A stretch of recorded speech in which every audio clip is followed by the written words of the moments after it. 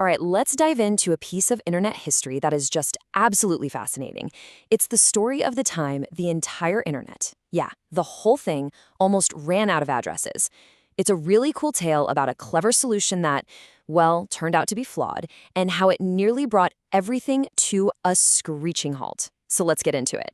So here's the big question we're going to tackle. How on earth did the internet, this thing that feels completely infinite, almost run out of physical space back in the 90s? I mean, it sounds kind of crazy, right? But this was a very, very real threat, one that could have just stopped the internet's growth dead in its tracks. Okay, to really get our heads around this running out of room idea, we've got to rewind the clock. Way back. We're talking about the early days, when the internet was still called ARPANET.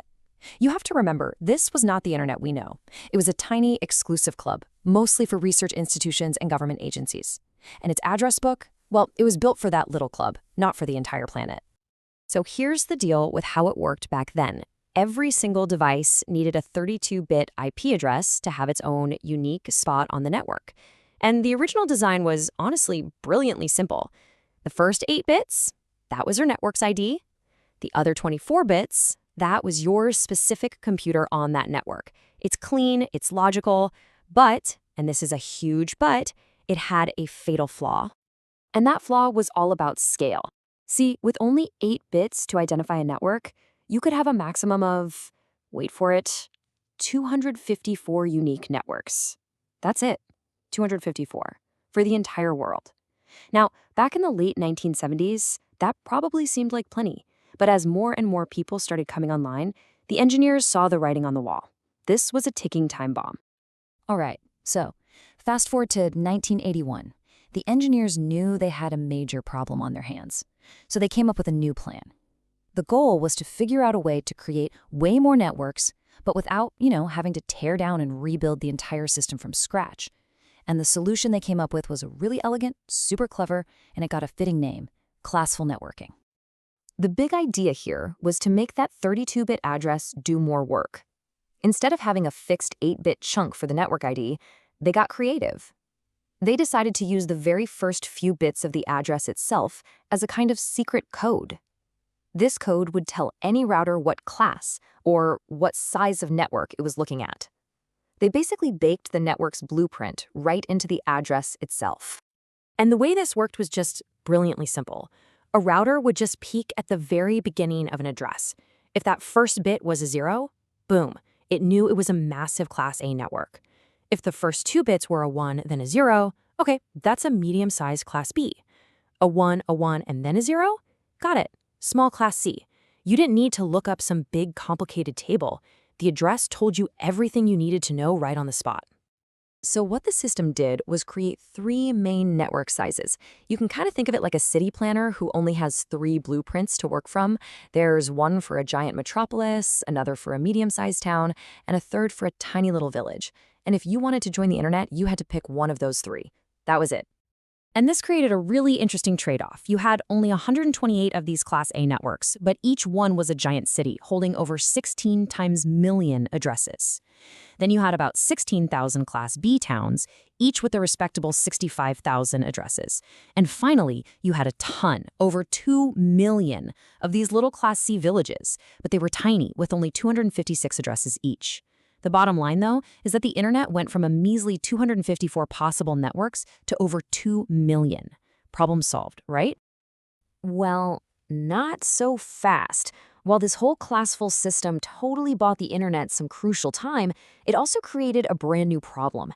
And this new problem was just as dangerous. It was like they kicked the can down the road, but the can was getting a whole lot bigger.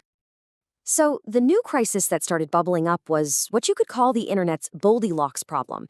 The internet was exploding in popularity. Universities, companies, all sorts of organizations were jumping online, and every single one of them needed an address block that was, just right.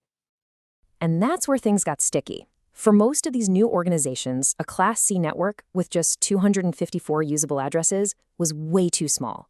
But the next size up was a Class B with over 65,000 addresses, and that was often way, way too big. So imagine you're a company that needs, let's say, 1,000 addresses. You had no choice but to request a Class B block, which meant you were instantly wasting over 64,000 precious addresses. This incredible inefficiency created this mad dash for Class B networks.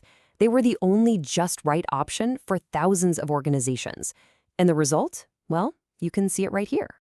That whole pool of Class B addresses, and remember, there were only about 16,000 of them in total, was just getting eaten up at an alarming rate.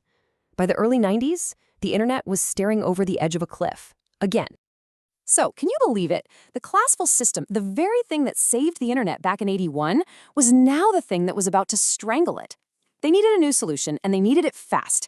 And this brings us to the hero of our story, the system that actually powers the internet as we know it today. I mean, just look at how fast this all played out.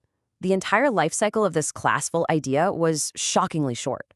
It had a good run, for sure, but after just a little over a decade, its fatal flaw was something nobody could ignore anymore.